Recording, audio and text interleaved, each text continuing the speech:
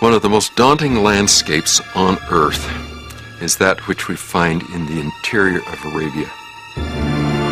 Lehi and Sariah were dependent on the Lord to bring them through.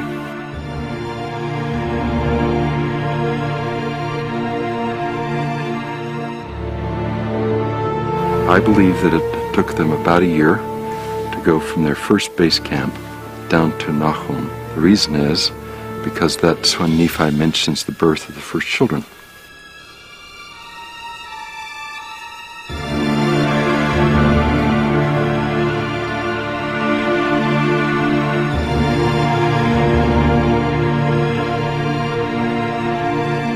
As I read the text of the Book of Mormon, I suspect that Ishmael was already ill, or had been experiencing ill health, and that was one of the reasons why the family stopped from time to time to rest, to gather themselves, gather their strength, and then move on. During the frankincense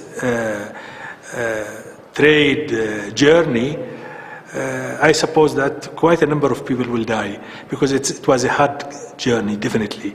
It wasn't an easy journey. And when they die, they will carry it to the nearest place possible. Ishmael makes it this far south, but Ishmael finally passes away. In Yemen, like in many ancient civilizations, they used to respect the dead very much. They would have buried Ishmael here to great mourning. One of the reasons the people felt to mourn is because he was an Israelite, and to be buried away from his home was something of a loss. The areas to bury were known along the frankincense route. I am sitting in Nahom burial ground that was discovered in 1994. The people who passed through this area and died, they will bring to this burial and buried here, whether they were Yemenis or foreigners from the north, from Mediterranean, and from someplace else. They are like small hives or small graves, mounds. And this area, where is the burial ground, is belong to the tribe of Nahom. It's certain that this place had a name before they arrived, because Nephi very carefully writes the passive, the place which was called Nahom. This is the area of Nahom. This is the land of Nahom, and also the area of the tribe of Nahom. The spelling in 1 Nephi 16 is Nahom or Nahom, which has something to do with comfort. In ancient South Arabian, the letters NHM have to do with stone cutting and may possibly refer to the kind of work that the people of this tribe did. The name is supposed to be coming from the root Nahama. And Nahama in ancient South Arabian language means to cut stone. You have to imagine what happened when Lehi and Sariah and their party heard this name after the death of Ishmael, that it meant something to them, and they preserved it in the text.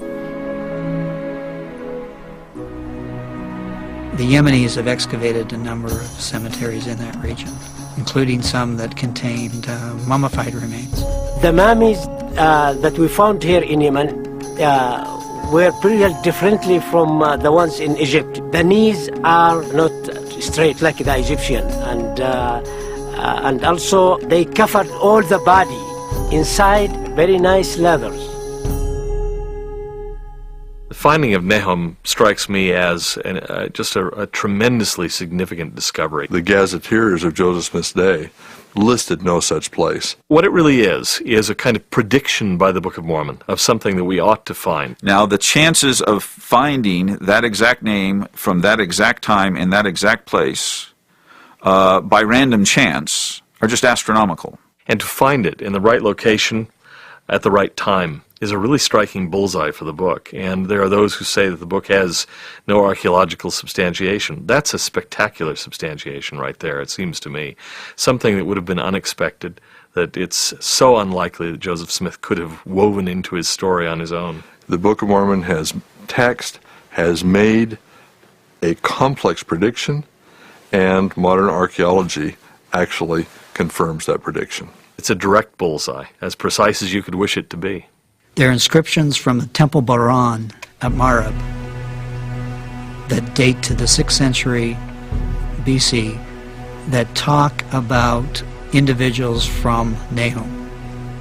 So the region was known at the time of Lehi and was called that at that period of time. The temples that were uncovered there are actually from Lehi's own time frame. But then to find the altars with references to Nahom on them, dating from 600 BC, was just spectacular. Certain ruins or remnants of that temple were uncovered, including 3 altars, all of which carried this inscription, Nahom.